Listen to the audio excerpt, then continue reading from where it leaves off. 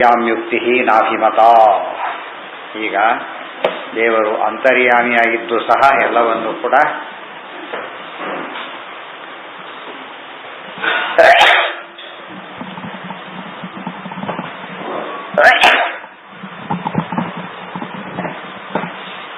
ಸರ್ವಶಬ್ದವಾಚ್ಯನಾಗಿದ್ದಾನೆ ಅಂತ ಹೇಳಿದೆ. ಆಗ ಅಂತರ್ಯಾಮಿ ಅನ್ನೋದು ಹೇಗೆ ಒಪ್ಪಬೇಕು ನಾವು? ಅಂತರ್ಯಾಮಿ ಉಕ್ತಿ ನಾಭಿಮತ.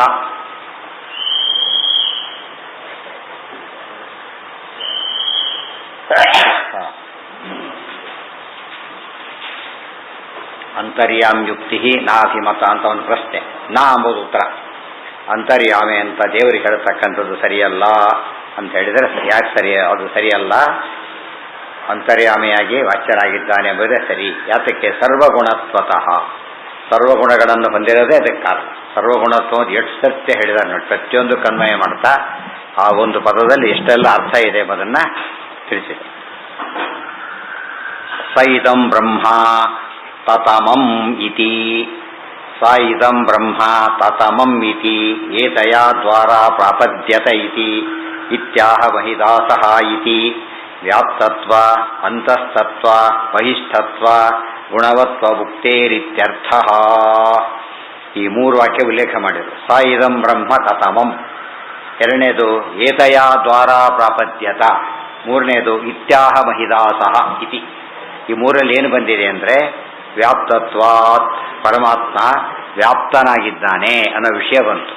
ತತಮ, ತತ ಅಂದರೆ ವ್ಯಾಪ್ತ, ತತಮ ತತಮ ತತರ ತತಮ ಸೂಪರ್ಲೇಟಿವ್, ಅತ್ಯಂತ ವ್ಯಾಪ್ತನಾದವನು. ರಮಾದೇವಿಗೂ ಅತ್ಯಂತ ವ್ಯಾಪ್ತಿ ಇದೆ, ಆದರೆ ಸ್ವಾತಂತ್ರ್ಯನ ವ್ಯಾಪ್ತಿ ಎಂಬ ದೃಷ್ಟಿಯಿಂದ ಸರ್ವತ್ರ ವ್ಯಾಪ್ತ. ಆಮೇಲೆ ಏತಯಾ ದ್ವಾರ ಅಂತ ಹೇಳಿದ್ರಿಂದ ಅಂತಸ್ಥ, ಅಂತಸ್ತತ್ವ ದೇವರೊಳಗಿರುವಿಕೆ ಮಹಿದಾಸ ರೂಪದಿಂದ ಹೇಳ್ತಾ ಇದ್ದಾನೆ. ಅದು ಬಹಿಷ್ಠತ್ವ ಅಂದರೆ ವ್ಯಾಪ್ತತ್ವ, ಒಳಗಿರುವಿಕೆ ಹೊರಗಿರುವಿಕೆ ಎಲ್ಲ ಇದ್ದಾಗ ಅಂತರ್ಯಾಮಿ ಅಂತ ಹೇಳೋದ್ರಲ್ಲಿ ಯಾವ ಸಮಸ್ಯೆ ಇಲ್ಲಿದೆ? ಅಂತರ್ಯಾಮಿ ಅನ್ನೋ ಉಕ್ತಿ ಅಯುಕ್ತ ಅನ್ನೋ ಸರಿಯಲ್ಲ ಅಂತಾಯ್ತು. ಉಕ್ತೇರಿತ್ಯರ್ಥ. ಒಬ್ಬ ಜೀವ ಹೊರಗಿದ್ರೆ ಒಳಗಿಲ್ಲ, ಒಳಗಿದ್ರೆ ಹೊರಗಿಲ್ಲ. ದೇವ್ರು ಹಾಗಲ್ಲ, ಏನಾಗಿದ್ದಾನೆ? ಹೊರಗೂ ಇದ್ದಾನೆ ಒಳಗೂ ಇದ್ದಾನೆ. ಆದ್ದರಿಂದ ದೇವರಿಗೆ ಸರ್ವಗುಣತ್ವತಃ ಎಂಬ ಕಾರಣದಿಂದಾನೇ ಕೊಡ್ತಾ ಇದೆ. ನಚ ತ್ರಿತಯೋಕ್ತಿ ವ್ಯರ್ಥ ಸರ್ವಗುಣತ್ವತಃ. ಓ, ಮೂರ್ಯಾಕೆ ಹೇಳಬೇಕಾಗಿತ್ತು, ವ್ಯರ್ಥವಾಗತ್ತೆ ಅಂದರೆ ಇಲ್ಲ, ಕಾರಣ ಇದೆ. ಯಾಕೆ? ಉಪಾಸನಾರ್ಥಂ ಸರ್ವಾನ್ ತ್ರಿವಿಧ ಅಧಿಕಾರಿಣ ಪ್ರತಿ ಗುಣತ್ವಾದನುರೂಪತ್ವಾದಿತಿ. ಅಲ್ಲಿ ಮೂರು ವಿಧ ಅಧಿಕಾರಿಗಳ ಅರ್ಹತೆ ಇದ್ದವರು ಇದ್ದಾರೆ. ಕೆಲವರಿಗೆ ಒಳಗೆ ಇದ್ದೇನೆ ಅಂತ ಉಪಾಸನೆ ಮಾಡೋದು ಬರುತ್ತೆ, ಕೆಲವರಿಗೆ ಹೊರಗೆ ಅಂತೇಳಿ, ಕೆಲವರಿಗೆ ಸರ್ವಗತತ್ವೇನ ಹಿಂದೆ ಬಂದಿದೆ. ಪ್ರತಿಮಾಸು ಅಪ್ರಬುದ್ಧಾನ, ಇನ್ನೂ ಕೂಡ ಸಾಮಾನ್ಯರಿಗೆ ಪ್ರತಿಮೆಗಳಲ್ಲಿ. ಇನ್ನು ತಗೊಂಡ್ರೆ ಹೊರಗೆ ಎಲ್ಲರಿಗೂ ಕಾಮನ್, ಹೊರಗೆ ಉಪಾಸನೆ ಮಾಡೋ ಶಕ್ತಿ ಮತ್ತು ವ್ಯಾಪ್ತತ್ವೇನ ಉಪಾಸನೆ ಮಾಡತಕ್ಕಂಥ ಶಕ್ತಿ ಇತಿ ಅಧಿಕಾರಿಗಳಿರೋದ್ರಿಂದ ಒಂದು ಹೇಳಿದ್ರೆ ಸಾಕಾಗಿತ್ತಲ್ಲ ಅನ್ನೋ ಸಾಲದು. ಅರ್ಹತೆ ಭಿನ್ನ ಭಿನ್ನ ಅರ್ಹತೆಯ ಜನ ಇರೋದ್ರಿಂದ ಅವರಿಗೆ ಭಿನ್ನ ಭಿನ್ನ ರೀತಿಯಲ್ಲೇ ಹೇಳಬೇಕು ಅಂತ ಅರ್ಥ. ಎಲ್ಲರಿಗೂ ಒಂದೇ ರೀತಿ ಆಗ್ಲಿಕ್ಕೆ ಅದಷ್ಟೇ ಇನ್ನೊಂದಿಷ್ಟ. ನಿಷಿದ್ಧ ಅಲ್ಲ, ವಿಹಿತನೇ. ವಿಹಿತದಲ್ಲೂ ಎಲ್ರಿಗೂ ಎಲ್ಲ ಇಷ್ಟ ಆಗುತ್ತಾ? ಇಷ್ಟ ಆಗೋದಿಲ್ಲ. ಆದ್ದರಿಂದ ಏನು ಮಾಡಬೇಕಾಗ? ಎಲ್ಲರಿಗೂ ಇಷ್ಟವಾಗ್ತದೆ. ಯಾತಕ್ಕೆ ಸಮಾರಾಧನೆ ಭೋಜನಕ್ಕೆ ಯಾತಕ್ಕೆ ಮಹತ್ವ ಅಂದರೆ ವೆರೈಟಿ ಜಾಸ್ತಿ ಇರೋದ್ರಿಂದ ಏನಾಗುತ್ತೆ, ಅಲ್ಲಿಗೆ ಒಂದಲ್ಲ ಒಂದು ಮೇಕಪ್ ಆಗಿಬಿಡುತ್ತೆ. ಆದರೆ ಮನೆಯಲ್ಲಿ ಏನಾಗುತ್ತೆ, ಅವರಿಗೆ ಅಷ್ಟಕ್ಕೆ ಬಂದ್ಬಿಡುತ್ತೆ. ಆ ಸಮಾರಾಧನೆ, ಸಮ್ಯಕ್ ಆರಾಧನೆ ಅಂದರೆ ಚಾಯ್ಸ್ ಫುಲ್ ಜಾಸ್ತಿ. ಅದು ಡಿಪಾರ್ಟ್ಮೆಂಟ್ ಸ್ಟೋರ್ಸ್ಗೆ ಹೋಗ್ತೀರಿ, ಚಾಯ್ಸ್ ಭಾಳ ಜಾಸ್ತಿ. ಒಂದು ಅಂಗಡಿ ಒಂದೇ ಬೇರೆ ಸಿಗೋದಿಲ್ಲ ಅದರಲ್ಲಿ. ಆದ್ದರಿಂದ ಯಾವಾಗಲೂ ಕೂಡ ಜನ ಯಾಕೆ ಪ್ರಿಫರ್ ಮಾಡ್ತಾರೆ ಅಂತಲ್ಲಿ ಬೇಕಾದೆಲ್ಲ ಒಂದೇ ಕಡೆ ಸಿಗುತ್ತೆ. ಸರ್ವಗುಣತ್ವತಃ ಲೋಕದೃಷ್ಟಿ ಸ್ವಲ್ಪ ಲಿಮಿಟೆಡ್ ಅರ್ಥದಲ್ಲಿ, ದೇವರಿಗೆ ಮಾತ್ರ ಸರ್ವಗುಣತ್ವತಃ ತುಂಬ ಇಂಪಾರ್ಟೆಂಟ್. ಹಾಂ, ಹೌದು, ಎಲ್ಲರೂ ಒಂದೇ ರೀತಿ ಇಲ್ಲ ಉಪಾಸನೆ ಮಾಡೋರು. ಉಪಾಸನೆ ಮಾಡೋದಿಲ್ಲ, ಅದು ಬೇರೆ. ಉಪಾಸನೆ ಮಾಡೋರು ಎಲ್ಲರೂ ಒಂದೇ ರೀತಿ ಇಲ್ಲ. ಕೆಲವು ಎಂಥವರು ಲಿಮಿಟೆಡ್ ಉಪಾಸನೆ. ಇವತ್ತು ಮೀನಿದೆ ಅಂತ ತಿಳ್ಕೊಬೋಣ. ಮೀನು ನೀರಿನೊಳಗಿರೋ ಆಕ್ಸಿಜನ್ ತಗೊಳ್ಳೋ ಶಕ್ತಿ ಇದೆ ಅದಕ್ಕೆ, ಮನುಷ್ಯನಿಗಿಲ್ಲ. ಆದರೆ ಮನುಷ್ಯನಿಗಿರೋ ಶಕ್ತಿ ಅದಕ್ಕಿಲ್ಲ. ಭಿನ್ನ ಭಿನ್ನ ಆಯಿತು, ಎರಡೂ ಬದುಕಬೇಕಾದ್ರೆ. ಉಪಾಸನೆ ಅಂದ್ರೇನು? ತಮಗೆ ಇರ್ತಕ್ಕಂಥ ರೀತಿಯ ಚಿಂತನೆ. ಅದು ಎಲ್ರಿಗೂ ಮಾಡೋಕ್ಕಾಗೋದು. ಕೆಲವ್ರಿಗೆ ಸೈನ್ಸ್ ಇಷ್ಟ, ಕೆಲವ್ರಿಗೆ ಆರ್ಟ್ಸ್ ಇಷ್ಟ ಅಂತ ಹೇಳ್ತೀವಲ್ಲ, ಹಾಗೆ ಎಲ್ಲ ಗ್ರಾಜುಯೇಷನ್ನೇ. ಗ್ರಾಜುಯೇಷನ್ ಎಂಬ ಬಿ ಎಸ್ ಸಿನೂ ಗ್ರಾಜುಯೇಷನು, ಬಿ ಎನೂ ಗ್ರಾಜುಯೇಷನ್ನೇ. ಸಬ್ಜೆಕ್ಟ್ ಮಾತ್ರ ಚೇಂಜ್. ಎಲ್ಲ ತಿಳ್ಕೊಳ್ಳೋ ಶಕ್ತಿ ಇಲ್ಲ, ಎಲ್ಲಿಗೂ ಇಲ್ಲ. ಎಲ್ಲ ರೂಲ್ಡ್ ಔಟು. ಆದ್ದರಿಂದನೇ ಉಪಾಸನಾರ್ಥಂ. ಕಳ್ತಾರ ಅಂತ ಒಂದು ಕೋರ್ಸ್ ಇಲ್ಲ. ಯಾಕೆ? ನಿಷಿದ್ಧ. ನಿಷಿದ್ಧ ವಿಹಿತವಾದ ನಿಷಿದ್ಧವಾದ ನೀಡಕ್ಕೆ ಸಾಧ್ಯ ಇಲ್ಲ. ಆ ದೃಷ್ಟಿಯಲ್ಲಿ ಅಧಿಕಾರಿ ಭೇದ ಇದ್ದೇ ಇದೆ ಲೋಕದವರು. ಎಲ್ಲವೂ ಎಲ್ಲ ಹೇಳಿಲ್ಲ. ಈಗ ಒಂಟೆಗೆ ಬೇಕಾದ್ದು ಇದು ಬೇಕಿಲ್ಲ, ಅದಕ್ಕೆ ಮುಳ್ಳು ಬಾಳೆಹಣ್ಣು ಕಂಡ್ರೆ ಆಗೋದಿಲ್ಲ, ಮುಳ್ಳು ಕಂಡ್ರೆ ಪಂಚಪ್ರಾಣ. ಅದು ಕೆಟ್ಟ ಪ್ರಾಣಿನ ಪಾಪ ಅಲ್ಲ. ಅದರಲ್ಲಿ ನಿಷಿದ್ಧ ಅನ್ನೋದಕ್ಕೆ ಅವರಿಗೆ ಅದಕ್ಕೆ ಅರ್ಥ ಆಗಲಿಲ್ಲ. ಪ್ರಾಣಿ ಆದ್ದರಿಂದಾಗಿನೇ ಅದು ಲೈಕಿಂಗೇ ಬೇರೆ ಇರುತ್ತೆ. ಎಲ್ಲರಿಗೂ ಒಂದೇ ರುಚಿ ಬೇಕಾಗಿದ್ದರೆ ಒಂದೇ ಬೆಳೆ ಸಾಕಾಗ್ತಿತ್ತು. ಯಾಕೆ ವೆರೈಟಿ ಬೇಕಾಗಿತ್ತು ಅಂದರೆ ಜೀವನ ಸ್ವರೂಪದಲ್ಲೂ ಕೂಡ ವ್ಯತ್ಯಾಸ ಇದೆ. ಇದೆಲ್ಲ ಅರ್ಥ ಮಾಡಿಕೊಂಡ್ರೆ ಆಹಾರದ ಭೇದ ಯಾತಕ್ಕೆ ಹೇಳ್ತಾರೆ ಅಂದರೆ ಲೈಕಿಂಗ್. ಆಹಾರ ಏನಾಗುತ್ತೆ ಅವರಿಗೆ ಲೈಕಿಂಗ್. ಅದು ಲೈಕಿಂಗ್ನಲ್ಲಿ 3 ವಿಧ ಇದೆ. ಸಾತ್ವಿಕ ಲೈಕಿಂಗು, ತಾಮಸ, ರಾಜಸ ಅಂತೇಳಿ. ಅದರಲ್ಲೂ ಮತ್ತೆ ಸಾತ್ವಿಕ ಇನ್ನೂ ಕೂಡ ದೊಡ್ಡದು. ಈ ರೀತಿ ಬೇರೆ ಆಗ್ತಾ ಹೋಗುತ್ತೆ. ಜೀವ ಸ್ವರೂಪಕ್ಕೆ ಭೇದಕ್ಕೆ ಕಾರಣ ಇದೆ. ಭಿನ್ನ ಜೀವಗಣ ಎಂಬುದಕ್ಕೆ ಇದೆಲ್ಲ ಕಾರಣಗಳು. ಎಲ್ಲ ಜೀವರು ಒಂದೇ ರೀತಿ ಇದ್ದಿದ್ರೆ ಏನಾಗ್ತಿರಲಿಲ್ಲ. ಇವತ್ತು ಎಲ್ಲ ಹಸುಗಳಿಗೂ ಹುಲ್ಲು ಹಾಕ್ಬೋದು, ಗೊತ್ತಾಯ್ತಾ? ಎಲ್ಲ ಪ್ರಾಣಿಗಳು ಹಾಗಲ್ಲ. ಎಲ್ಲ ಹಸುಗಳಲ್ಲಿ ಒಂದು ಕಾಮನ್ ಫ್ಯಾಕ್ಟ್ರಿ ಇದೆ. ಆದರೆ ಮನುಷ್ಯರಲ್ಲಿ ಚಪಾತಿ ಬೇರೆ ಇಲ್ಲೇ ಬೇರೆ, ಅದು ಬೇರೆ, ಇದು ಬೇರೆ, ನಾನ್ ವೆಜ್ಜೇ ಬೇರೆ, ವೆರೈಟಿಗಳು. ಅದರಲ್ಲೂ ಕಾಲ ಬದಲಾಗ್ತದೆ, ವೆರೈಟಿ. ಹಸುಗಳು ಬದಲಾಗೋದೇ ಇಲ್ಲ. ಯಾವ ಕಾಲಕ್ಕೆ ಏನು ಬೇಕು ಅದಕ್ಕೆ ಹುಲ್ಲಷ್ಟೇ. ಎಲ್ಲ ಹಸುಗಳಿಗೂ ಈ ಹಸು ಹುಲ್ಲು ಬೇಕೋ ಬೇಡ ಅಂತ ಕೇಳಾಗಿಲ್ಲ, ಕಾಮನ್. ಅಂದರೆ ಕೆಲವು ಕಡೆಗೆ ವ್ಯತ್ಯಾಸ ಇದೆ, ಕೆಲವರಿಗೆ ಸಾಮ್ಯ ಇದೆ. ಉಪಾಸನೆ ಯಾತಕ್ಕೆ ಮಾಡಬೇಕಾ?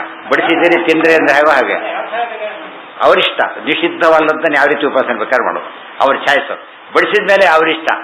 ಯಾರು ಇದಕ್ಕಿದ್ದಾಗ ಉಪ್ಪಿನಕಾಯಿ ಹಾಕ್ತಾರೆ, ಕೆಲವರು ಕಲಸಿ ಅವ್ರಿಗೆ ಗೊತ್ತು ಕಡಿಮೆ ಹಾಕಿರ್ತಾರೆ ಅಂತ ಕೆಲವರಿಗೆ, ಅದು ನಮಗೆ ಸಾಲದು ಅಂತ ಕೆಲವರಿಗೆ, ಕೆಲವರು ತುಪ್ಪಕಾಯಿ ಹಾಕ್ತಾ ಇರ್ತಾರೆ. ಏನೋ ಅವರಿಷ್ಟ. ಅದು ಪುಣ್ಯಕ್ಕೆ ಯಾರು ನಿಂತ್ಕೊಂಡು ಹಾಗೆಲ್ಲ ತಿನ್ನಬಾರ್ದು, ಹೀಗೆ ತಿನ್ನಿ ಅಂತ ಹೇಳೋರಿಲ್ಲ. ಇನ್ನು ಆ ಥರ ವ್ಯವಸ್ಥೆ ಬಂದಿಲ್ಲ ಇನ್ನೂ ಕೂಡ. ನಿಷಿದ್ಧ ಪದಾರ್ಥ ತಿನ್ನಬೇಡಿ ಅಂತ ಹೇಳಿ ವ್ಯವಸ್ಥೆ ಇದೆಯಾ ಹೊರತು, ಆದರೆ ಇದು ಇಲ್ಲ. ಯಾಕೆ? ಅದು ಅವ್ರ ಚಾಯ್ಸ್. ಬಡಿಸಿದ ಮೇಲೆ ತಿನ್ನೋದು, ಎಷ್ಟು ತಿನ್ನೋದು ಅವ್ರ ಚಾಯ್ಸ್. ಮತ್ತೆ ಕೆಲವು ತಿಂದ ಇದಕ್ಕೆ ಅರ್ಧದಲ್ಲಿ ಇನ್ನೊಂದು ಕೈ ಹಾಕಿದೆ, ಮತ್ತೆ ಅದು ಫಿನಿಶ್ ಮಾಡಿ ತಗೋ ಅಂತ ಹೇಳಾಗಿಲ್ಲ. ಯಾಕೆ? ಅವನಿಷ್ಟ, ಅರ್ಧಕ್ಕೆ ಬಿಟ್ಬಿಡ್ಬೋದು ಬೇಕಾದ್ರೆ.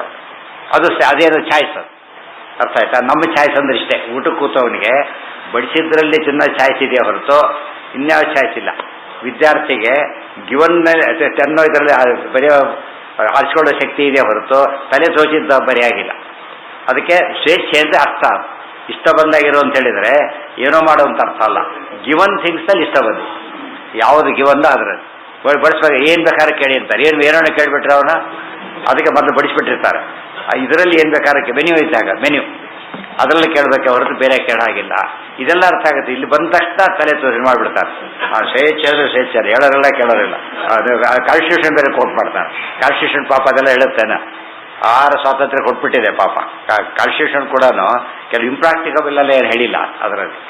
ಆ ಅರ್ಥದಲ್ಲಿ ಸುಮ್ಮನೆ ಗೊತ್ತಿಲ್ಲದೆ ಕೊಟೇಶನ್ ಕೊಡ್ತಾರೆ ಅಷ್ಟೇ. ಆಗುತ್ತೆ, ಅದಕ್ಕೆ ಹೇಳಿದ್ದು ಇಲ್ಲ. ಕೆಲವರು ವ್ಯಾಪ್ತತ್ವನೇ ಚಿಂತನೆ ಮಾಡೋರು ಇದ್ದಾರಲ್ಲ, ಅಂತರ್ಭಾವ ಆದರೂ ಕೂಡ ಬಹಿಸ್ತತ್ವೇನ ಚಿಂತನೆ ಮಾಡೋರು ಇರ್ತಾರೆ, ಅಂತಸ್ತತ್ವೇನ ಮಾಡಿದ್ರೆ ವ್ಯಾಪ್ತತ್ವೇನ ಮಾಡೋರು ಇರ್ತಾರೆ. ಅರ್ಥ ಒಂದೇ. ಉಪಾಸನೆಗೋಸ್ಕರ ಹೇಳಿದ್ದು. ವ್ಯಾಪ್ತ ಅಂದ್ರೆ ಎಲ್ಲ ಬಂದೋಯ್ತು ಆ್ಯಕ್ಚುಲಿ. ಆದರೆ ಉಪಾಸನೆಯಲ್ಲಿ ಎಲ್ಲ ಮಾಡೋ ಶಕ್ತಿ ಕೆಲವರಿಗಿಲ್ಲ. ಅದಕ್ಕೇನು ಮಾಡ್ತಾರೆ ಅವರು? ಹೊರಗಿನ ಮಾತ್ರ ಹಚ್ಕೋತಾರೆ, ಕೆಳಗೆ ಒಳಗಿನ ಮಾತ್ರ ಹಚ್ಕೋತಾರೆ. ಅವ್ರಿಗೆ ಚಾಯ್ಸು. ಅರ್ಥ? ಉಪಾಸನೆ ಚಾಯ್ಸೆ ಹೊರತು ವ್ಯಾಪ್ತಿ ಅಂದರೆ ಕಾಮನ್. ಅರ್ಥ ಆಯ್ತಾ? ಈಗ ವ್ಯಾಪ್ತಿಯಲ್ಲಿ ಒಳಗೆ ಹೊರಗೆ ಇದ್ರೇ ವ್ಯಾಪ್ತಿ, ವ್ಯಾಪ್ತಿ ಅಂತ ಕರೆಯೋದಿಲ್ಲ. ಆದರೆ ಶಾಸ್ತ್ರೀಯ ವ್ಯಾಪ್ತಿ, ಲೋಕದ ವ್ಯಾಪ್ತಿಯೇ ಬೇರೆ, ಅದು ಬೇರೆ. ಶಾಸ್ತ್ರದ ವ್ಯಾಪ್ತಿ ಪ್ರಕಾರ ಇವತ್ತು 1000ನಲ್ಲಿ 10, 20 ಇಂಟರ್ವ್ಯೂ ಇನ್ಕ್ಲೂಡ್ ಆಗುತ್ತೆ ಎಲ್ಲ ಹಾಗೆ. ಆದರೆ ಉಪಾಸನೆ ಮಾಡ್ಬೇಕಾದ್ರೆ ಏನು ಬೇಕೀಗ? ಅವ್ರು 1000 ರೂಪಾಯಿ ಇಟ್ಕೊಂಡಿದ್ದಾರೆ, 2000 ರೂಪಾಯಿ ನೋಟ್ ಇಟ್ಕೊಂಡಿದ್ದಾರೆ, 10 ರೂಪಾಯಿ ಉಟ್ಕೊಂಡು ಹೋಗ್ತಾ ಇದ್ದಾನು. ಆ್ಯಕ್ಚುಲಿ 10 ರೂಪಾಯಿಗಿಂತ 2000 ಚೇಂಜ್ ಆಗಿದ್ದು ದೊಡ್ಡದಾಗಿದ್ರು ಕೂಡ ಈಗೇನು ಬೇಕು ಅವನಿಗೆ? 10 ರೂಪಾಯಿ ಬೇಕಷ್ಟೇ. ಇದು ಉಪಾಸನೆ, ಆ ಕಾಲಕ್ಕೆ ಬೇಕಾದಷ್ಟೇ. ಅದಕ್ಕೋಸ್ಕರ 3 ಹೇಳಿದ್ರು. ಅದೆಲ್ಲ ಸೂತ್ರದಲ್ಲಿ ಬಂದಿರೋದನ್ನೇ ವಿವರಣೆ ಕೊಡ್ತಾ ಇದ್ದಾರೆ. ಯಾಕೆ? ವ್ಯತ್ಯಾಸ ಆಗೇ ಆಗುತ್ತೆ, ಆದರೆ ವಿರೋಧ ಬರೋದಿಲ್ಲ. ವಿರೋಧಕ್ಕೂ ವ್ಯತ್ಯಾಸಕ್ಕೂ ವ್ಯತ್ಯಾಸ ಇರೋದ್ರಿಂದ ಖಂಡಿತ ಸರಿ. ಉಪಾಸನಾರ್ಥಂ ಸರ್ವಾನ್ ವಿವಿಧಾಧಿಕಾರಿಣ ಪ್ರತಿ ಗುಣತ್ವಾತ್ ಅನುರೂಪತ್ವಾದಿತಿ ತ್ರಿವಿಧ ಅಧಿಕಾರಿಣ. ಅಂತಸ್ತತ್ವೇನ ಉಪಾಸಕರು, ಬಹಿಸ್ತತ್ವೇನ ಉಪಾಸಕರು, ವ್ಯಾಪ್ತತ್ವೇನ ಉಪಾಸಕರು ಇರೋದ್ರಿಂದ ಹಾಗೆ ಸರ್ವತ್ರ ವಿದಿತಾತ್ಮನಾಂ. ಗೊತ್ತಾಯ್ತಾ? ಸರ್ವತ್ರ ವಿದಿತಾತ್ಮನಾಂ. ಭಾರಿ ದೊಡ್ಡ ದೊಡ್ಡ ಜ್ಞಾನಿಗಳಿಗೆ ಸರ್ವತ್ರ ದೇವರು ಕಾಡ್ತಾನೆ, ಆದರೆ ಉಳಿದವರಿಗೆ ಅದು ಅಪ್ಲಿಕಬಲ್ ಅಲ್ಲ. ಪಾದಾರ್ಥ ಉಪಸಂಹರತೆ ಇತ್ಯಾದ್ಯ ರೀತಿ ಸಮನ್ವಿತ. ಮಕ್ಕಳೇನೆ ಕಲಿಸ್ಕೊಟ್ರೆ ತಿನ್ನಕ್ಕೆ ಬರುತ್ತೆ, ಕಲಿಸ್ಕೊಳಕ್ಕೆ ಬರಲ್ಲ ಅವ್ರು. ಗೊತ್ತಾಯ್ತಾ? ಕಲಿಸ್ಕೊಟ್ರೆ ಮಾತ್ರ. ಆ್ಯಕ್ಚುಲಿ ಅವ್ರು ತಿನ್ನೋದೆಲ್ಲ ಬೇಕು, ಆ ಸಾಮರ್ಥ್ಯ ಇಲ್ಲ. ಮುಂದೆ ದೊಡ್ಡವರನ್ನ ಬರುತ್ತೆ, ಆದರೆ ಈ ಸಾಮರ್ಥ್ಯ ಈಗಿಲ್ಲ ಅವ್ರಿಗೆ. ಅದಕ್ಕೆ ಉಪಾಸನೆ 2 ವಿಧ. ಮತ್ತೆ ಉಪಾಸಕರು ಬೈ ನೇಚರ್ ಆಗಿದ್ದಾರೆ ಕೆಲವರು. ಆಮೇಲೆ ಸ್ಟೇಜಸ್ಸಲ್ಲಿ ಬೇರೆ ಇದ್ದಾರೆ. ಮೊದಲು ನಿಧಾನ ಒಂದೊಂದೇ ಹೇಳಿ ಆಮೇಲೆ ಹೇಳಿದ್ರೆ ಅರ್ಥ ಆಗುತ್ತೆ. ಆ 3 ಸ್ಟೇಜಸ್ ರೀಚ್ ಆಗಬೇಕಲ್ಲ, ಆದಷ್ಟು 3 ಹೇಳಿದ್ದಾರೆ. ಪಾದಾರ್ಥಂ ಉಪಸಂಹರತಿ ಇತ್ಯಾದ್ದೇರಿತಿ ಸಮನ್ವಿತ ಪೂರ್ಣ ಆನಂದಾದಿ ಶಬ್ದಾನಾಂ ಇತ್ಯಾದ್ದೇರಿತಿ ಪರಾಮರ್ಶ್ಯ. ಆಚಾರ್ಯ ಇತ್ಯಾದ್ದೇಯಿ ಸರ್ವಗುಣದ ಉಪಸಂಹಾರ ಮಾಡಿಬಿಟ್ರಲ್ಲ, ಎಷ್ಟು ಅಧಿಕರಣ ಕವರ್ ಮಾಡಿದ್ದಾರೆ ಅಂತ ಹೇಳ್ತಾರೆ. ಆ ಒಂದು ಮಾತಿನಿಂದ ಆ ಪಾದದ ಉಳಿದ ಏನೇ ಅಧಿಕರಣ ನ್ಯಾಯಗಳಿತ್ತು ಅದಿಷ್ಟು ಬರಹ ಮಾಡಿಬಿಟ್ಟಿದ್ದಾರೆ. ಅದಕ್ಕೆ ಆಚಾರ್ಯ ದೊಡ್ಡ ಕೌಶಲ.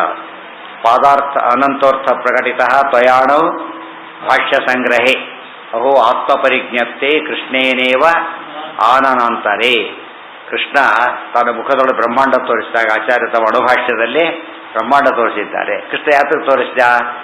ಆತ್ಮಪರಿಜ್ಞಪ್ತಿ, ತಾನು ಯಾರು ಅಂತ ಯಶೋಧ ತಿಳಿಸ್ಬೇಕಾಗಿತ್ತು. ತಾನು ಯಾರು ನೋಡು, ಸರ್ವತ್ರ ನಾರಾಯಣ ಅಂತ ಹೇಳಿ. ಆಚಾರ್ಯ ಅಹೋ ಆತ್ಮಪರಿಜ್ಞಪ್ತಿ, ತಾವ್ಯಾರು ಅಂತ ತೋರಿಸ್ಬೇಕಾಗಿತ್ತು ಶಿಷ್ಯರಿಗೆ. ಅವ್ರ ಕೆಪಾಸಿಟಿ ಎಷ್ಟು ಅಂತ ಹೇಳಬೇಕಾಗಿತ್ತು. ಆದ್ದರಿಂದ ಹಾಗೆ ಮಾಡಿದರು. ಇಬ್ಬರಿಗೂ ಕಾಮನ್.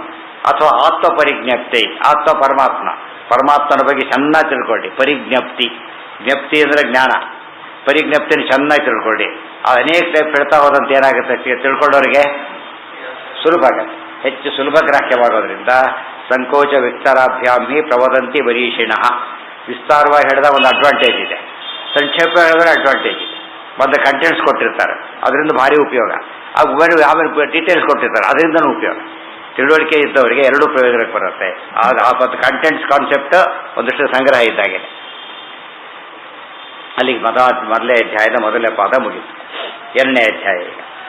ಏವಂ ಸರ್ವಶಾಖಾಗತ ನಾನಾ ವಾಕ್ಯಸ್ಥಿತೈ ಅದ್ಯವಸ್ತುಷು ಪ್ರಸಿದ್ಧೈ ಸರ್ವನಾಮಭಿಃ ನೇಕೋ ವಿಷ್ಣುರೇವ ತತ್ತತ್ ಪ್ರಕರಣಸ್ಥ ನಾನಾಲಿಂಗೇಭ್ಯೋ ಹೇತುಭ್ಯಃ ಉಚ್ಯತೆ ಇತಿ ಉಕ್ತಂ ಪೂರ್ವಪಾದೇ.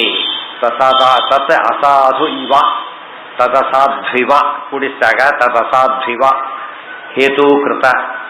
ಹೇತೂಕೃತ ಲಿಂಗೇಶು ಕೇಷಾಂಚಿತ್ ಈಶ್ವರನಿಷ್ಠತಾ ಪ್ರಸಿದ್ಧೌ ಅಪಿ ಸರ್ವೇಷಾಂ ತದಸಿದ್ಧೇರಿತ್ಯತಃ ಲಿಂಗಪಾದಃ ಪ್ರವೃತ್ತಃ. ಈಗ ಲಿಂಗಾತ್ಮಕ ಶಬ್ದಗಳು, ಅದು ನಾಮಾತ್ಮಕ, ಅದು ಲಿಂಗಾತ್ಮಕ. ನಾಮ ಅಂದ್ರೇನು ಹೆಸರು, ಲಿಂಗ ಅಂದ್ರೇನು ಲಕ್ಷಣ. ಆ ಲಕ್ಷಣ ವಿಷ್ಣುವಿನಂತೀರಿ, ಬೇರೆ ಕಡೆಯೂ ಇದೆಯಲ್ಲ ಅಂತ ಕೇಳಿ ಬೇರೆ ಕಡೆ ಇಲ್ಲ. ಅದು ಯಾರಲ್ಲಿದೆ?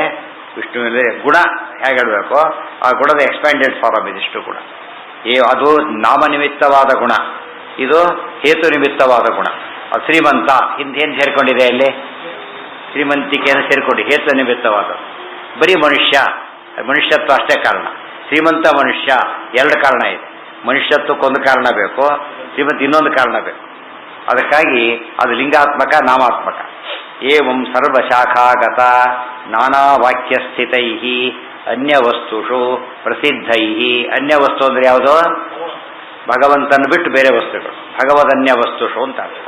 ಪ್ರಸಿದ್ಧೈ ಅಂದರೆ ಲೋಕದಲ್ಲಿ ಪ್ರಸಿದ್ಧ. ಪ್ರಸಿದ್ಧ ಅಂದರೆ ವೆಲ್ ನೋನ್, ತುಂಬ ಜನ ಉಪಯೋಗಿಸ್ತಿರೋದು ಹಾಗೆ. ಸರ್ವನಾಮಭಿ ಎಲ್ಲ ಹೆಸರುಗಳಿಂದ.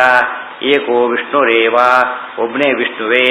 ತತ್ತತ್ ಪ್ರಕರಣ ಸ್ಥಾನ ಲಿಂಗೇಭ್ಯ ಪ್ರಕರಣ ಏನಾಯಿತು? ಪ್ರಕರಣಸ್ಥ ನಾನಾ ಲಿಂಗೇಭ್ಯ. ನೀವು ಯಾವಾಗ ಗೊತ್ತಾಗತ್ತಂದ್ರೆ ಆ ಪ್ರಕರಣ ನೋಡಬೇಕು, ಗೊತ್ತಾಗ್ತಾ ಅಲ್ಲಿರ್ತಕ್ಕಂಥ ಅನೇಕ ಯುಕ್ತಿಗಳನ್ನು ನೋಡಬೇಕು, ಅವಾಗ ಗೊತ್ತಾಗುತ್ತೆ. ಮೇಲ್ನೋಟದ ತಕ್ಷಣ ವಿಷ್ಣು ಅಂತ ಗೊತ್ತಾಗ್ಲಿಕ್ಕಿಲ್ಲ, ಇಷ್ಟು ಯೋಚನೆ ಮಾಡಿದ ತಕ್ಷಣ ಅವನಿಗೆ ಗೊತ್ತಾಗ್ತದೆ. ತತ್ತತ್ ಪ್ರಕರಣಸ್ಥ ನಾನಾ ಲಿಂಗೇಭ್ಯ ಹೇತುಭ್ಯ ಉಚ್ಯತೆ ಇತ್ಯುಕ್ತಂ ಪೂರ್ವಪಾದೇ. ಇದಿಷ್ಟು ಕೂಡ ಹಿಂದಿನ ಪಾದದಲ್ಲಿ ಹೇಳಿದರು. ತತ್ ಅಸಾಧ್ವಿವ, ಸಾಧು ಅಂದರೆ ಸರಿ, ಅಸಾಧು ಅಂದರೆ ಸರಿಯಲ್ಲ, ಇವ ಅಂದರೆ ಸರಿಯಲ್ಲವೇನೋ ಎನ್ನಿಸುತ್ತದೆ. ಇದು ಒಂದು ರೀತಿ ತಿಳ್ಕೋಬೇಕು ಅಂತ ಅಪೇಕ್ಷೆ ಇದೆ. ಅರ್ಜುನ ಹೇಳಿದ್ದಾನೆ ಮಧ್ಯೆ ಮಧ್ಯೆ, ನಾನು ಏನಾಗಿದೆ ಈಗ? ಭ್ರಾಮಯಸೀವಮೆ, ನಾನು ಬುದ್ಧ ಮಂಕು ಕವಿಸ್ತಾ ಇದ್ದಿ ಅಲ್ಲ, ಮಂಕು ಕವಿಸ್ದಾಗ ಮಾಡ್ತಾ ಇದ್ದಿ. ಮಂದು ಕವಿಸಿಲ್ಲ, ನಾನು ತಿಳ್ಕೊಳ್ಳೋಕ್ಕಾಗದೆ ಕೇಳ್ತಿದ್ದೀನಿ ಅಂತ ಅರ್ಥ. ಮಂಕೆ ಕವಿಸಿದ್ದೆ ಅಂದರೆ ಇಂಟೆನ್ಷನಲಿ ನೀನು ಮಾಡ್ತಿದ್ದಿ ಅಂತ. ನೀನು ಇಂಟೆನ್ಷನ್ ಇಲ್ಲ, ಆದರೆ ನನಗದು ಅರ್ಥ ಆಗೋದಿಲ್ಲ ಅಂತ ಹೇಳಿದರೆ ತದ್ ಅಸಾಧು ಇವ. ಅಸಾಧು ಅಂದ್ರೆ ತಪ್ಪೆ, ಸರಿಯಲ್ಲ ಅಂತ ಕಾಣಿಸುತ್ತೆ. ಏನರ್ಥ ಅದಕ್ಕೆ? ಸರಿಯಲ್ಲ ಅಂತ ಕಾಣಿಸುತ್ತೆ ಅಂದ್ರೆ ಏನು? ಕಾಣೋದಕ್ಕೆ ಸರಿಯಲ್ಲ ಅನ್ಸುತ್ತೆ. ಸರಿ ಇರ್ಬೋದು, ಮೇಲ್ನೋಟಕ್ಕೆ ಕಾಣಿಸುತ್ತೆ ಅಂತ. ಸರಿಯಲ್ಲ ಏನದು? ಸರಿನೇ ಅಲ್ಲ ಅಷ್ಟೇ. ಖಂಡವ್ರನ್ನ ಬೇರೆಯವ್ರನ್ನ ಖಂಡನೆ ಮಾಡೋಕೆ ಏನಂತ ಹೇಳಬೇಕು? ತತ್ ಅಸಾಧು ರೇ, ತತ್ ಅಸಾಧು ಅಂತಾನೆ ಹೇಳಬೇಕು. ಅದು ಯೋಗ್ಯರಿಗೆ ಹೇಳಬೇಕಾದ್ರೆ ಕೆಲವು ಸರಿಯಾಗುತ್ತೆ, ನಮಗೆ ಅರ್ಥ ಆಗಿರೋದಿಲ್ಲ. ತದ್ ಅಸಾಧು ಇವ, ಅದು ಸರಿಯಲ್ಲವೇನೋ ಅನ್ನಿಸ್ತಾ ಇದೆ. ಸಾಧು ಅಸಾಧು.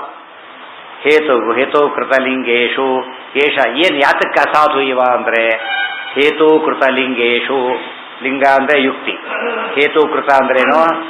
ಹೇತುವಾಗಿ ಮಾಡಲ್ಪಟ್ಟಿರುವಂತಹ ಲಿಂಗಗಳಲ್ಲಿ ಕೇಶಾಂಚಿತ್ ಕೆಲವಕ್ಕೆ ಈಶ್ವರನಿಷ್ಠತಾ ಪ್ರಸಿದ್ಧವು ಅಪಿ, ಅದು ಈಶ್ವರನಿಷ್ಠ ಅಂತ ಪ್ರಸಿದ್ಧವಾಗಿದ್ದರೂ ಕೂಡ ಸರ್ವೇಷಾಂ ತದ ಸಿದ್ಧೇಹೇ, ಕೆಲವು ಸಿದ್ಧ ಆಗಿಲ್ಲ, ಆದ್ದರಿಂದ ಅದಕ್ಕೆ ಉತ್ತರ ಕೊಡಬೇಕಾಗಿದೆ.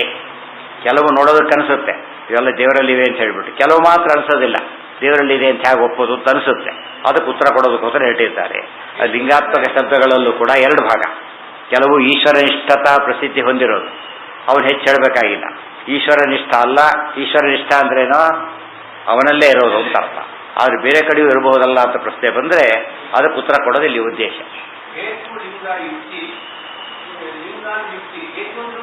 ಹೌದು ಹೌದು. ಅಲ್ಲಿ ಯಾತಕ್ಕೆ ಅಂದರೆ ಹೇತುಕೃತ ಲಿಂಗ ಅಂದ್ರೆ ಏನರ್ಥ? ಲಿಂಗ ಶಬ್ದಕ್ಕೆ ಆ ಗುಣ ಅಂತ ಅರ್ಥ. ಹೇತುಕೃತ ಅಂದ್ರೆ ಅದನ್ನ ಇಲ್ಲಿ ಕಾರಣ ಮಾಡಿಕೊಂಡಿರೋದು ಅಂತ ಅರ್ಥ. ಆದ್ದರಿಂದ ಅದೇನಾಗಲಿಲ್ಲ, ರಿಪಿಟೇಷನ್ ಆಗಲಿಲ್ಲ. ಅಲ್ಲಿ ಹೇತು ಮೊದಲು ಉಪಯೋಗಿಸಿರೋ ಅರ್ಥದಲ್ಲಿ ಬೇರೆ, ಲಿಂಗ ಎಂಬ ಅರ್ಥದಲ್ಲಿ ಬೇರೆ. ರಫ್ಲಿ ಸೂರ್ಯನ ಮಿತ್ರ ಅಂತ ಹೇಳಿದಾಗ ಏನಿದೆ, ಸಾಮಾನ್ಯವಾಗಿ ಸಿನಾನಿಮ್ಸ್ ಆದರೂ ಕೂಡ ಸ್ವಲ್ಪ ವ್ಯತ್ಯಾಸ ಇರೋ ಹಾಗೆ ಇಲ್ಲಿ ಅಪ್ಲೈ ಮಾಡಿ ಹೇಳ್ತಿರೋದು ಹೇತು, ಅಲ್ಲಿರ್ತಕ್ಕಂಥದ್ದು ಲಿಂಗ. ಆದ್ದರಿಂದ ದೋಷ ಇಲ್ಲ. ನಿರುಕ್ತಿ ಬೇರೆ, ಯುಕ್ತಿ ಯುಕ್ತಿ ಬರೀ ಯುಕ್ತಿ ಸೇರಿಸು. ಯುಕ್ತಿ, ಲಿಂಗ, ವ್ಯಾಪ್ಯ, ಆಮೇಲೆ ಹೇತು ಇವೆಲ್ಲ ಸಮಾನ ಪರ್ಯಾಯ ಪದಗಳು. ಗೊತ್ತಾಯ್ತಾ? ನಿರುಕ್ತಿ ಬೇರೆ. ನಿರುಕ್ತಿ ಅಂದರೆ ನಿರ್ವಚನ, ಶಬ್ದನ ಒಡೆದಿಡೋದು. ಅದು ಇದಲ್ಲ, ಇದು ಲಿಂಗಕ್ಕೆ ಸೇರೋದಿಲ್ಲ. ಲಿಂಗಕ್ಕೆ ಬರೋದು, ಲಿಂಗ ಅವರ ಪರ್ಯಾಯ ಪದಗಳಲ್ಲ, ಬೇರೆ ಅದು. ತದರ್ಥಮಾಹ ಪ್ರಸಿದ್ಧೈರನ್ಯ ವಸ್ತುಷು. ತದರ್ಥಂ ಅದಕ್ಕೆ ಹೇಳ್ತಾ ಇದ್ದಾರೆ, ಪ್ರಸಿದ್ಧೈರನ್ಯ ವಸ್ತುಷು. ಮೇಲ್ನೋಟಕ್ಕೆ ಆ ಲಿಂಗಗಳು ಮೊದಲು ನಾಮಗಳು ಪ್ರಸಿದ್ಧ ಅಂತಾಗಿತ್ತು ಅನ್ಯ ಕಡೆಗೆ. ಲಿಂಗ ಸುಡುವಿಕೆ ಅಂತ ಇದೆ ಉದಾಹರಣೆ. ಅಗ್ನಿಯನ್ನ ಹೆಸರಿದೆ, ಅದು ಅಗ್ನಿಯಲ್ಲಿ ಪ್ರಸಿದ್ಧವಾಗಿತ್ತು, ಅಲ್ಲ ನಾರಾಯಣಲ್ಲಿ ಅಂತ ಹೇಳಿಬಿಟ್ರು. ಈಗ ಸುಡುವಿಕೆ ಅನ್ನೋದಿದೆ. ಸುಡುವಿಕೆ ಎಂಬುದು ಸಾಮಾನ್ಯವಾಗಿ ಎಲ್ಲಿದೆ? ಬೆಂಕಿಯಲ್ಲೂ ಇದೆ, ಹಾಲಲ್ಲೂ ಇದೆ, ಬಿಸಿ ಹಾಲಲ್ಲಿ. ಆ್ಯಕ್ಚುಲಿ ಬೆಂಕಿ ಹಾಲು ಅಂತ ಹೇಳಿದ್ರೆ ಬೆಂಕಿಯಾಗಿ ಉಪಯೋಗಿಸಕ್ಕೆ ಬರೋದಿಲ್ಲ. ಬಟ್ ಸುಡುವಿಕೆ ಬಂದು ಮತ್ತೆ ಚೆನ್ನಾಗಿ ಕಾಯಿಸ್ಬಿಟ್ಟಿದ್ರೆ ಬೆಂಕಿ ಸುಟ್ಟಾಗ ಸುಡುತ್ತೆ, ಅದೇನು ಕಡಿಮೆ ಸುಡೋದಿಲ್ಲ. ಆದರೂ ಕೂಡ ಏನಲ್ಲ, ಅದು ಬೆಂಕಿ ಅಲ್ಲ. ತಮಾಷೆ ಏನಿದೆ, ಬೆಂಕಿ ಗುಣ ಇದೆ, ಬೆಂಕಿ ಅಲ್ಲ. ಬೆಂಕಿ ಗುಣ ಯಾತಕ್ಕೆ ಬಂತು? ಕಾಯಿಸಿದ್ರಿಂದ ಬಂತು, ಹಾಗೆ ಬರಲಿಲ್ಲ. ಆದರೆ ದೇವರ ಗುಣಗಳು ಬೇರೆ ಕಡೆಗೆ ಯಾವುದೋ ಕಾರಣಕ್ಕೆ ಬಂದಿದೆ ಅಷ್ಟೇ. ದೇವರಿಗೆ ಮಾತ್ರ ಹೇಗೆ ಬಂದಿದೆ? ನ್ಯಾಚುರಲ್. ಬೆಂಕಿಗೆ ಸುಡೋ ಗುಣ ನ್ಯಾಚುರಲ್, ಹಾಲಿಗೆ ಸುಡೋ ಗುಣ ನ್ಯಾಚುರಲ್ ಅಲ್ಲ. Because of is contact with ಅದು ಫೈರ್ ಬಂದಿದೆ ಹೊರತು ಇದ್ರ ಬರ್ತಿರ್ಲಿಲ್ಲ. ದೇವರಿಗೆ ಪ್ರತಿಯೊಂದು ಗುಣ ಹೇಗೆ ಬಂದಿದೆ? ಸ್ವಭಾವ. ಪ್ರತಿಯೊಂದು ಗುಣ ಕೂಡ ಯಾವುದೋ ಅಕ್ವೈರ್ ಮಾಡಿ ಬಂದಿದ್ದಲ್ಲ. ಸರಿಯಾಗಿ ಅರ್ಥ ಮಾಡಿಕೊಂಡ್ರೆ ಇನ್ನೆರೆಂಟ್ ಅಂಡ್ ನ್ಯಾಚುರಲ್ ಬೇರೆ, ಇನ್ನೆರೆಂಟ್ ಅಂಡ್ ನ್ಯಾಚುರಲ್ ಕ್ವಾಲಿಟೀಸ್ ಬೇರೆ, ಕೆಲವು ಅನ್ಯಾಚುರಲ್ ಕ್ವಾಲಿಟೀಸ್ ಬೇರೆ, ಟೆಂಪರರಿ ಬೇರೆ. ಮತ್ತೆ ಇವೆಲ್ಲ ವ್ಯತ್ಯಾಸ ತಿಳ್ಕೊಂಡು ದೇವರನ್ನ ಹೇಗೆ ಚಿಂತನೆ ಮಾಡಬೇಕು ಗೊತ್ತಾಗುತ್ತೆ. ದೇವರನ್ನ ಹೇಗೆ ದುರ್ಯೋಧನಗಳೆಲ್ಲ ಅರ್ಥ ಆಗ್ತಿದ್ದಿಲ್ಲ. ಓ, ಕೃಷ್ಣ ಒಬ್ಬನೇ ಬಂದಿದ್ದಾನೆ, ಸೈನ್ಯ ಇಲ್ಲ, so you can manage him ಅಂತ ತಿಳ್ಕೊಂಡ. ಶಸ್ತ್ರಾಸ್ತ್ರ ಬೇರೆ ತಂದಿಲ್ಲ, ಸೊ ಬರೀ ಕೈಲಿ ಬಂದಿದ್ದಾನೆ, ಬೆಸ್ಟ್ ಚಾನ್ಸ್ ಇದು. ಮತ್ತೆ ಅದು ಬೆಂಕಿ ಶಸ್ತ್ರ ಹಿಡ್ಕೊಂಡ್ಬಿಡುತ್ತೆ ಹೊಡೆಯಲಿಕ್ಕೆ. ನಿಮ್ಮನ್ನ ಬೆಂಕಿ ಏರೋದು ಮುಟ್ಟಿದ್ರೆ ಸಾಕು, ಕರೆಂಟು ಮುಟ್ಟಿದ್ರೆ ಕೊಂದಾಕಿ. ನಾವೇನು ತಿಳ್ಕೊ ವೆಪನ್ನೇನಿಲ್ಲ ಅಂತ ತೋರಿ ಪಜಿತ ಆಗುತ್ತೆ. ಬೆಂಕಿಗೆ ಸುಡೋ ಕೂಡ ನ್ಯಾಚುರಲ್ಲೇ ಹೊರತು ಇನ್ನೊಂದು ಅಸಿಸ್ಟೆನ್ಸ್ ಬೇಕಿಲ್ಲ. ದೇವರಿಗೆ ಎಲ್ಲ ನ್ಯಾಚುರಲ್ ಆದ್ದರಿಂದ ಅದು ಹೇಗೆ ಬಂದರೂ ದೇವರೇ. ಅರ್ಜುನಿಗೆ ಗೊತ್ತಿತ್ತು ನೀನು ಸಾಕು ಅಂದ, ಇವನಿಗೆ ಗೊತ್ತಿಲ್ಲ ಸೈನ್ಯ ಬೇಕು ಅಂದ. ಅರ್ಥ ಆಯ್ತಾ? ಹಾಗಾಯ್ತು. ಇದು ದುರ್ಯೋಧನ ಮಾಡಿದ ತಪ್ಪು. ಅಂದರೆ ದುರ್ಯೋಧನ ಬ್ರಹ್ಮಮೀಮಾಂಸ ಅರ್ಥ ಮಾಡ್ಕೊಳ್ಳೋದು ಅನಾಹುತ. ಇದು ಒಂದು ಅರ್ಥ ಮಾಡ್ಕೊಬಿಟ್ರೆ ಬುದ್ಧಿವಂತಿಕೆ ತೋರಿಸ್ತಿದ್ದ, ಶಿಷ್ಯನಾಗಿಬಿಡ್ತಿದ್ದ. ಬುದ್ಧಿವಂತಿಕೆ ತೋರಿಸ್ತಿದ್ದಿಲ್ಲ, ಏನಾಗ್ತಿದ್ದ? ಶಿಷ್ಯನ ಕೃಷ್ಣನಿಗೆ ಭಕ್ತನಾಗಿಬಿಡ್ತಿದ್ದೆ, ಅವ್ರದ್ದು ಬೇರೆ ಅಲ್ಲ. ಇವತ್ತು ನಾವು ಯಾತಕ್ಕೆ ದೇವ್ರನ್ನ ಬರ್ತಿದ್ದೇವೆ ಅಂದರೆ ಇದೇ ಕಾರಣ. ಸಮನ್ವಯ ಮಾಡೋಕೆ ಗೊತ್ತಿಲ್ಲ. ಅದಕ್ಕೇನು ಮಾಡ್ತೇವೆ? ಯಾರೋ ಮಾಡಿದ್ರು ಅಂದ್ಬಿಡ್ತೇವೆ.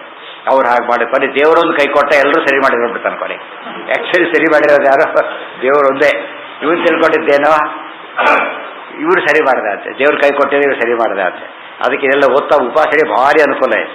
ಯಾವ ಗುಣ ಕಂಡು ಕೂಡ ತಕ್ಷಣ ಮನಸ್ಸು ಎಲ್ಲಿಗೆ ಹೋಗುತ್ತದೋ ದೇವ್ರಿಗೆ ಸಡನ್ನಾಗಿ ಹೋಗ್ಬಿಡುತ್ತೆ. ಅದು ಒಂದು ಓವರ್ ನೈಟ್ ಬರೋದಿಲ್ಲ.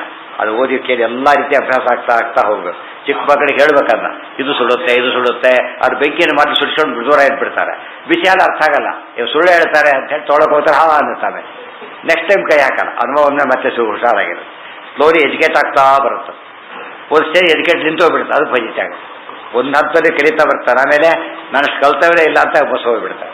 ಅದು ಮೊದಲು ಕಲ್ತಿದ್ದಿಲ್ಲ, ಮೋಸ ಹೋಗ್ತಿದ್ದ. ಈಗ ಕಲ್ತಿದ್ದೇನೆ ಜಾಸ್ತಿ ಅಂತ ತಿಳ್ಕೊಂಡು ಮತ್ತೆ ಮೋಸ ಹೋಗ್ಬಿಡ್ತಾರೆ. ಹಾಗಾಗಬಾರ್ದು. ಎಷ್ಟೋ ಸರ್ತಿ ಎಕ್ಸ್ಪರ್ಟ್ಗಳೇ ಮೋಸ ಹೋಗೋದು. ಅವ್ರು ಮೋಸ ಮಾಡೋದು ಹೇಳ್ಬಾರ್ದು. ಎಕ್ಸ್ಪರ್ಟ್ ಬಂದಾಗ ಯೋಚನೆ ಮಾಡ್ತಾರೆ, ಎಕ್ಸ್ಪರ್ಟ್ ಆದ್ದರಿಂದ ಇವನನ್ನು ಬೀಳ್ಸೋ ರೀತಿ ಮೋಸ ಮಾಡಬೇಕು ಅಂತ ಅವ್ನು ಮೋಸ ಹೋಗಿಬಿಡ್ತಾರೆ. ಬ್ಯಾಂಕ್ನವರೇ ಕೋಟ ಔಟ್ ತೊಗೋತಾರೆ ಅಂತಾರಲ್ಲ ಹಾಗೆ. ಆ್ಯಕ್ಚುಲಿ ಅವ್ರು ಗೈಡ್ ಮಾಡಬೇಕು ನ್ಯಾಯವಾಗಿ. ಅವರೇ ತೊಗೊಂಡ್ಬಿಡ್ತಾರೆ. ಏನರ್ಥ? ಒಂದು ಅವ್ರ ವೀಕ್ನೆಸ್, ಇನ್ನೊಂದು ಇವನು ಅವರನ್ನು ಮುಚ್ಚೋಷ್ಟು ಟ್ಯಾಕ್ಟಿಕ್ಸ್ ಇವರು.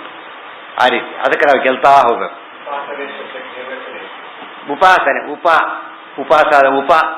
ಆಸ ಉಪ ಅಂದ್ರೆ ಹತ್ರಕ್ಕೆ ಹೋಗೋದು ಅಂತ, ಗೋಯಿಂಗ್ ನಿಯರರ್ ಟು ಇಟ್, ಅದು ಉಪಾಸನೆ ಅಂತ. ಅದಕ್ಕೆ ನಾಯಿದಂ ಯತ್ ಉಪಾಸತೆ, ಹತ್ರ ಇರೋದು ತಿಳ್ಕೋಬಾರ್ದು, ಆ ಗುಣ ಹತ್ರ ಇರಬೇಕು ಹೊರತು ಈ ನೇರನೆಸ್ ಉಪಯೋಗ ಇಲ್ಲ ಅಂತ ಹೇಳೋದು ಕೇಳ್ತಾರೆ.